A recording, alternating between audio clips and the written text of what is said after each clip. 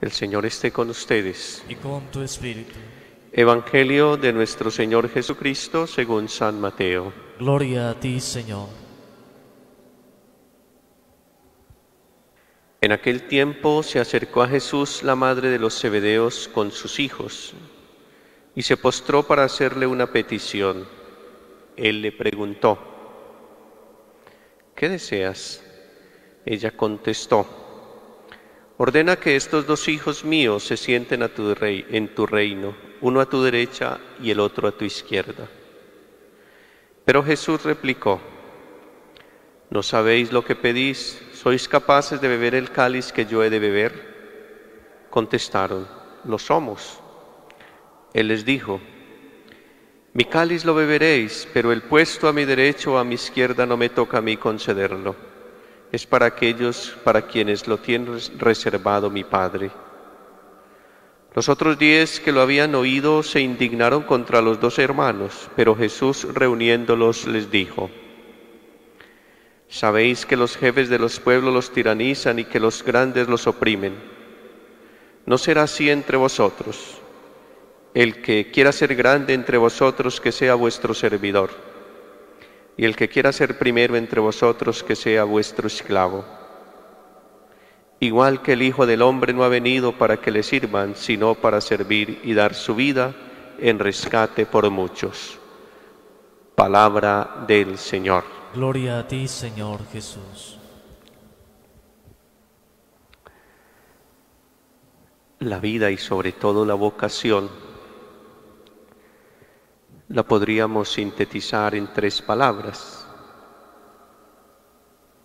luz, oscuridad, luz. O luz, sacrificio, luz. O también vida, muerte, vida. Santiago y Juan, según cuenta Mateo capítulo 4, versículos 17 al 22, nos dice que Jesús iba por Galilea y vio a 2 hermanos, a Andrés y Pedro, y los llamó, e inmediatamente los siguieron. Y nos cuenta también que más adelante iba caminando igualmente, vio a Santiago y a Juan con su padre Zebedeo, los llamó e inmediatamente dejaron sus redes y dejaron a su padre y lo siguieron.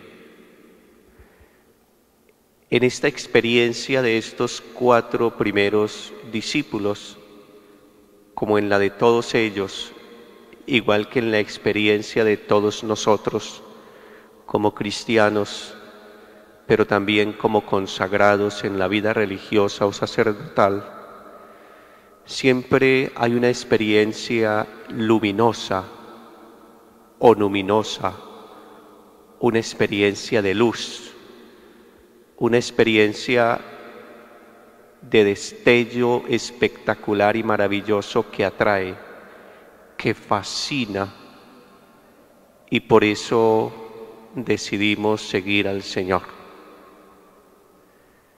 Sin embargo, toda vocación tiene que pasar por una experiencia de purificación, tiene que madurar, y la madurez se da fundamentalmente en la capacidad en la que se vaya creciendo de negarse a sí mismo, de renunciar a sus propios intereses y caprichos, a sus imaginaciones, a sus deseos, e inclusive a sus proyectos, para dejar que prime en nosotros el proyecto de Dios.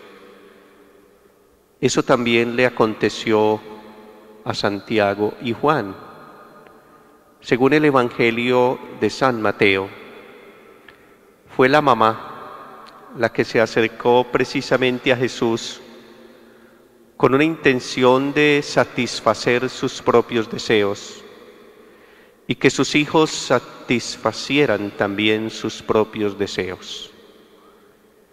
Señor, haz que mis dos hijos, uno se siente a tu derecha y el otro a tu izquierda.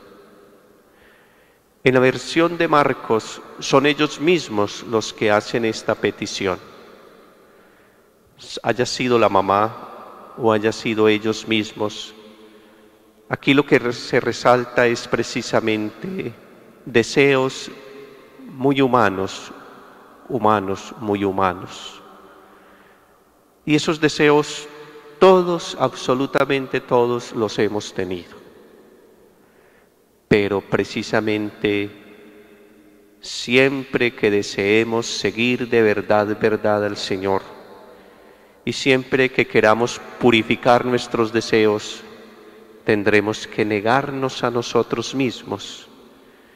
Y entonces Jesús aprovecha precisamente esta petición que le hacen para invitarlos a que purifiquen sus deseos, a que sepan que ellos sí, esa inmediatez en el seguimiento la valora, pero tienen que madurar.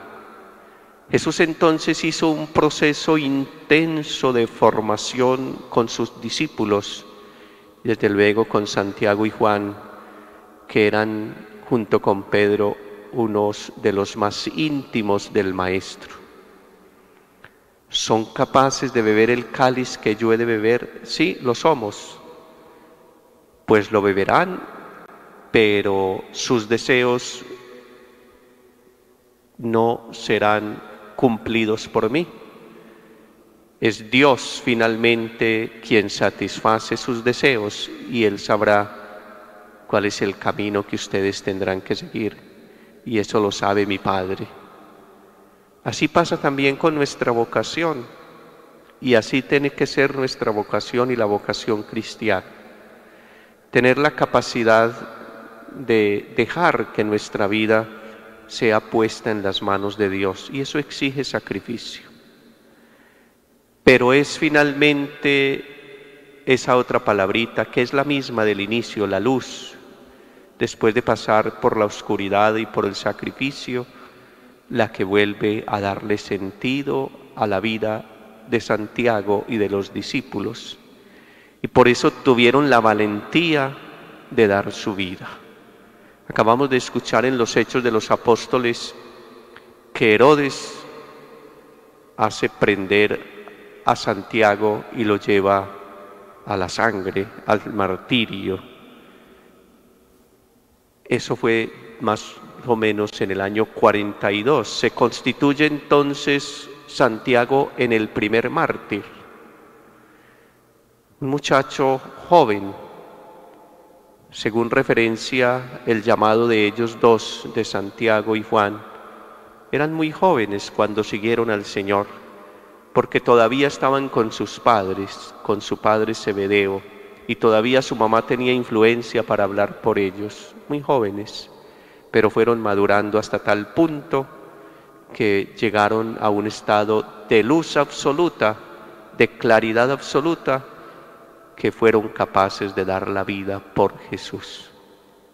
Vamos a pedirle hoy a este gran apóstol Santiago que nos conceda la gracia de también bajo su orientación y bajo su guía nos conduzcamos a Jesús y sepamos purificar nuestros deseos.